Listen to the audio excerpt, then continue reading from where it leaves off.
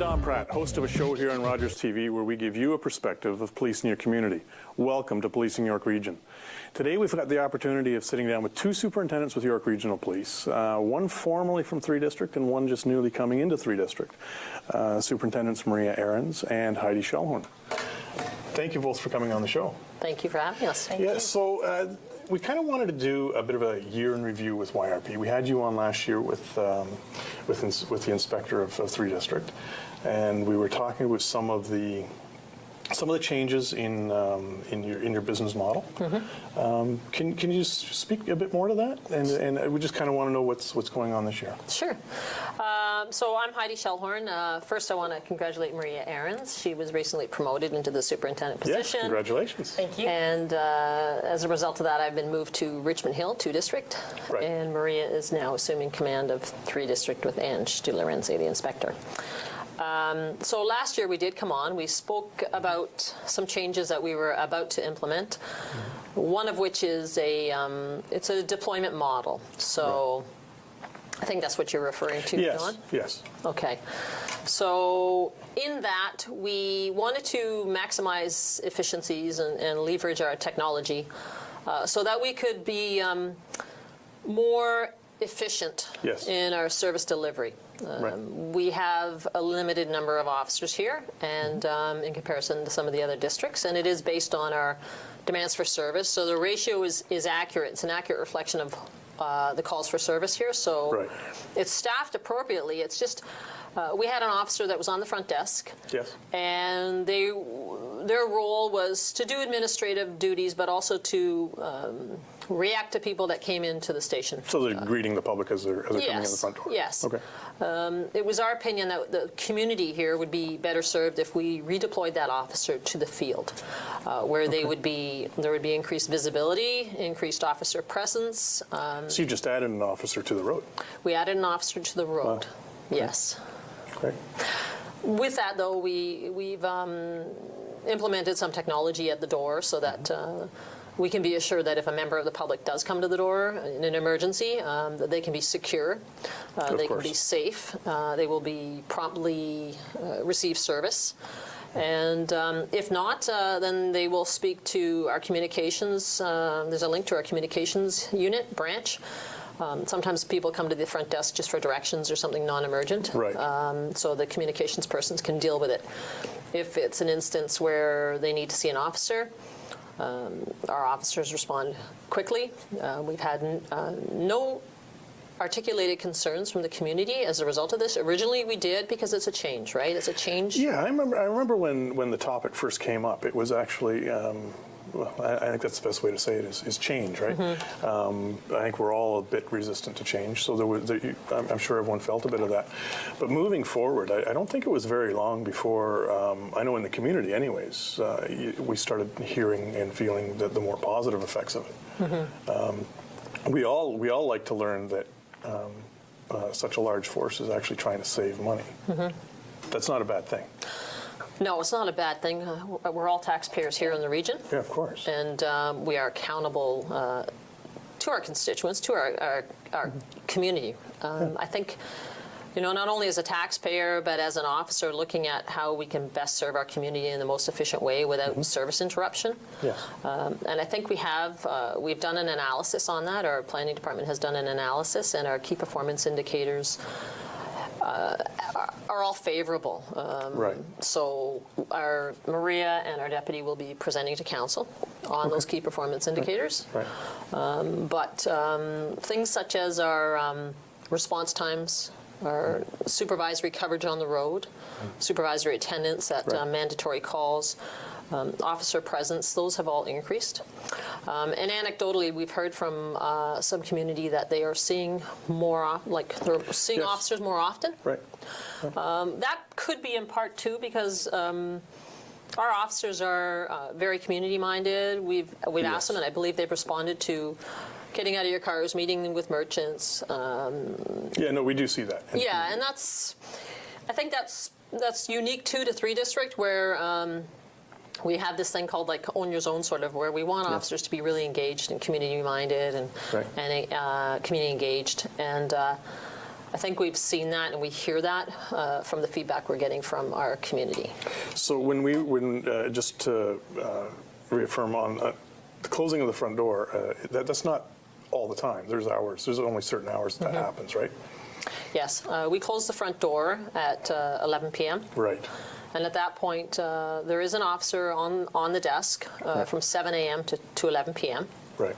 At that time, at 11 p.m., they are redeployed to the road, Yes. where they can be available for patrol response to calls. Yeah, so during normal business hours, or essentially normal business hours, it's still business as usual. The front desk is open for Absolutely. for Mr. and Mrs. Public that might Absolutely. need your And weekends assistance, as right? well. Weekends as well, too. Oh, right. It's still open. Yes, during the day. Weekends as well. No, I'm glad. It's great to hear that. Again, moving forward, that it has some positive feedback, right? Yes. And so, what are we seeing as crime trends in the region? Are we, we're always hearing that one of the safest communities in Canada. Can we speak to some of that? Sure. I mean, just coming new into the district, Yeah. and I mean, I had the privilege of working in Georgina several years ago, Yes. more than several years Yes. ago when I was a constable myself. I spent 8 years here. Right. And I mean, we're very safe, as we've indicated before, but I mean, we still have our break and enters. Whether it be residential or commercial is very low here in this area, but Right. we still do have residential, and as we talked about too, we're coming up to the end of the cottage season. Right. So I mean, we want to make sure our residents are prepared for that and make sure that they secure their cottages when they leave. Of course. Make plans for residents, neighbors to check on them, do visible checks, that sort of thing. But Yeah, we touch on in other areas of the show. We've touched on similar items. Protecting your own property. Yes. The crime prevention team does a great job on educating people on, how to best protect your property. Maybe make it less likely a target for the criminals. Have them move on, right? Yes, that's crime prevention through environmental design. CPTED. CPTED. We have officers that are trained specifically in CPTED, crime prevention through environmental design. So it's, for those who may not be familiar with this, it's looking at your landscape, looking at your lighting, looking at any barriers that may provide opportunities for victimization. So there are some easy ways to look at your residence or your cottage, and it can be through the lens of an officer who's trained. If the public would like that assistance, we have that available. We certainly offer it as a service to residents and to commercial interests, because it's all about target hardening, making it less opportune Yes. for those who may be minded that way. And we always remind people that if they want more information on that, yrp.ca, they can make that contact, and someone from crime prevention will reach out to them, right? Yes. And that's on many different levels, not just on the CPTED, but on if you have any concerns in your community. I mean, that's what they're there for, right? Absolutely. So we were talking earlier before the show that we don't really have any up-and-coming crime trends in Georgia. I mean, we always tout that it's one of the safest communities in Canada, and it speaks for itself, right? I mean, we read our newspapers, we can see that it's not. One thing that we're always reading about, and all too often, is impaired driving on the roads. yes. It seems that it's been ever increasing. Now, I don't know if some of those increased numbers may be because of increased awareness, increased enforcement, or if it's more people are making bad decisions. Right? Are we seeing that same trend in the 3-district area? I think, unfortunately, you're seeing it all over, really. yes. I think It's most pretty much agencies are it's reporting pretty that. much region-wide. And you know what? I think is a great opportunity for us to a message to the community that I think in part, like you've messaged that some people aren't getting it. There's increased enforcement, absolutely. But there's also the community partnership piece where we are getting calls, and we encourage members of the public to call 911. Because an impaired driver is an emergency. Yes. They're a danger to everybody. Right. So if the public sees what they believe to be an impaired driver, we are more than happy and willing to respond to that, to get that person off the road if they are impaired. So I think that's part of the success too, is Yes. the public kind of having a ownership of that too, because I know they, from their increased calls and from what you hear, that I think they're as disheartened with the increases as Yeah, we they are. most certainly are. And in reading those, reading the press releases, we get them every Monday. How many have been called in, how many have been reported. A lot of them are from it's your road, it's your call. Yes. People are calling 911. And we can also remind motorists that, as I understand it, you can use your cell phone while you're driving if it is to report an impaired driver. But we Right, always that's- message safety, obviously. Safety, of course. Yes, absolutely. But that is one of the only times that you can actually do that, right? Yeah, it is an emergency, and we treat it as an emergency. Yeah, of course. And like you say, it is an emergency. Treat it as an emergency. Well, thank you very much. Look forward to speaking Thank to you in you. the second segment of the show. We're going to continue our conversations with Superintendent Maria Ahrens and Heidi Shellhorn with a year in review at York Regional Police. We'll be right back.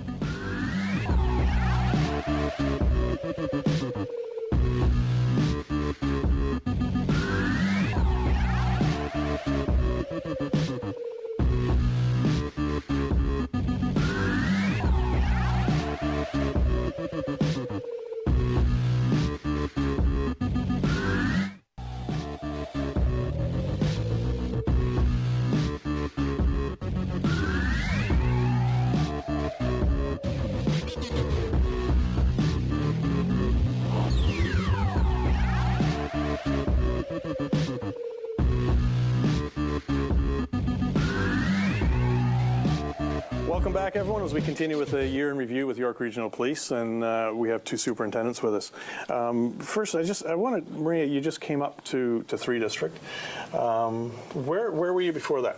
Where were you coming from? So actually, I'll be starting my 30th year with York Okay. Regional Police, Oh, and I've fantastic. been really lucky having a diverse career here. Yeah.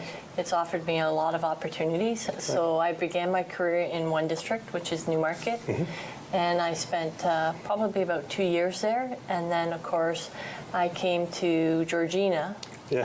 as a young officer, and I spent 8 years here on the front line, and I worked in our Criminal Investigation Bureau. Right. From there, I'm lucky I moved on to our Traffic Bureau. And as Superintendent Shellhorn talked about, and we'll talk about traffic priorities, I worked in our traffic unit and Right. investigated motor vehicle fatal collisions, and along with addressing our priorities for traffic safety. From there, I moved on to our Drugs and Vice unit for a couple of years. Worked on marijuana grow houses at the time Oh, that wow. were quite popular back then. Yes. And also, we had a large problem with massage parlors. Yes. I've right. also worked in our Intelligence Bureau and moved into our Duty Inspector's office for a year. So it was a great opportunity to get back out on the road and see what our course. frontline officers Sure. are doing. And as we talked about the advancement of technology, we brought in the in-car camera for officers. Yep. And our roadsides had changed. We improved that process. And then I worked in our Community Services Bureau for a couple of years, and Yes. actually had the pleasure to work with you, Don. I was going to say, and that's where we first met, right? Yes, Yeah. yes. Right. And I got to see the importance of what the Keswick Yeah. Keswick volunteers. volunteers Yeah. did. And Yeah. so I worked there and got to work with our auxiliary members and all of our programs that we have for the community. Yeah. And from there, I moved on to where Super Shellhorn is going now. I worked in Richmond Hill as Right. the inspector Right. under a couple of great superintendents. And recently just left and went to our corporate development Right. unit, which Yes. oversees our recruiting and our staff development and our training. Wow. So I've got to see how well we've advanced also too in our training of our officers and our recruits. And I'm pleased to say we're going to have 4 new faces up here in Georgina. Oh, very good. So we'll be getting 4 new recruits that will start with York Regional Police 3 District on September the 11th. Fantastic. And so they'll be out on the road and That's great. learning the... So you just kind of summed up a statement that was made by Staff Sergeant Peter Casey from recruiting. We had him on the show earlier this year. And one of the statements he made is, where else can you work and have so many careers Yeah. Yes. within a career? So just listening to all the different areas that you were, I mean, it just sums it up in a nutshell, right? You can, and most officers that I speak to, it's the same thing. They've had the opportunity of seeing many different facets of the organization and being part of it. Yes, you come and you can have such a rewarding career. And I mean, Yeah. along the lines, you meet great people. Yeah. You Yeah, of learn course. different leadership styles, and you can help those.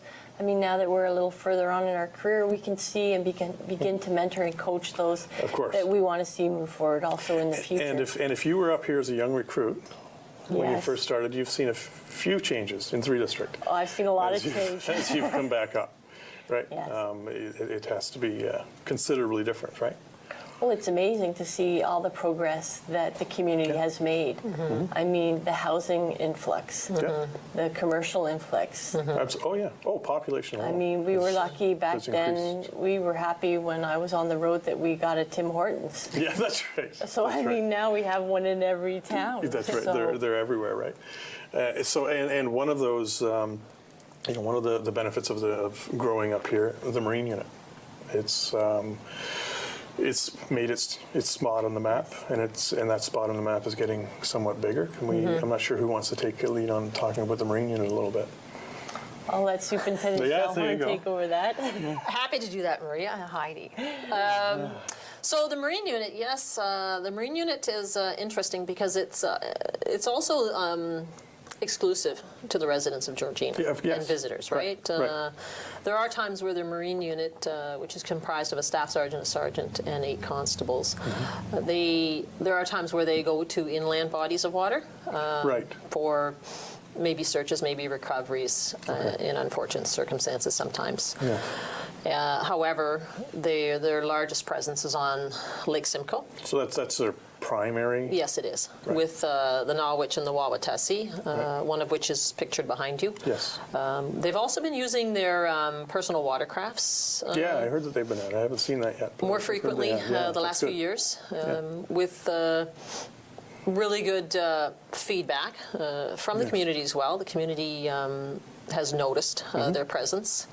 Yeah, I was out chatting with the Marine guys just within recent weeks, and they were saying that we were talking about the personal watercraft. Right. And I was asking, advantages, disadvantages, because the vessels are some pretty fantastic machines, but I guess their limitations Sure. on getting closer or into narrower or smaller areas. Absolutely. shallower There's much more areas. mobility with the personal watercraft. Different applications. Sure. And we're very fortunate that we have the support from our community, from our Police Services Board in acquiring these resources. Yes. A recent acquisition as well is our side scan sonar, which we recently purchased. Officers have been trained in it, and they are training now as a unit to make sure everyone is a proficient operator. And in essence, the side scan sonar is it's similar to sort of like a torpedo in shape. Yes. And it's dragged behind the boat. Okay. And that sonar, it bounces back from imagery, whether it's on the bottom okay. of the lake and then it portrays on the computer so the officers can have a visual Right. of what's under the surface. So if they're looking for So is something... this like a form of radar? Yeah, sort of, yeah, it's sonar. Maybe It's just sonar, but it's little more advanced, maybe? more advanced graphic. I haven't seen it yet. Okay. I'm hoping to come back up Yeah. to see it in use. Right. From what I hear from the officers, the Marine Unit officers are very impressed with it. Okay. And this will serve as another resource for them to better serve our community. Right. And it's an efficiency as well, and it's safety. Rather than having to necessarily search with a dive team, they can deploy the sonar. And then be more specific about an area where they may have to deploy the dive team under more controlled circumstances. Right. So beyond the Marine Unit, you mentioned dive team. So there's other areas that I guess fall under sort of the same umbrella. They do. The Underwater Recovery Unit is Right. the official name, and that is comprised of some Marine Unit members and some members throughout the service who have the certification in dive. Right. They're not. They have a standard higher than recreational diving, Okay. as you can imagine, Yes. more commercial Yes. because of the conditions they're working in, Sure. what their mandate is, and some of the searches they conduct. Yeah. So that falls under Sergeant Sato, who's one of the sergeants Right. in the Marine Unit as well. Right. There's something else that they were mentioning, and I was hoping maybe you could just touch on is. When I was asking them about the dive team, they said that there's also frontline officers that are equipped with Ice water rescue? Ice water rescue. So can anyone talk about that a little bit? Would you like to? Well, I know because in all of our bodies of water within York Region, we have a couple in Markham and Richmond Hill. So what we needed to do was to make sure that we could respond to any emergency if we needed at a body of water. Right. So what we've done is through the Marine Unit, we have trained officers, especially in 3 District, Right. and other areas to respond to an incident if someone happens to fall through the ice. Right.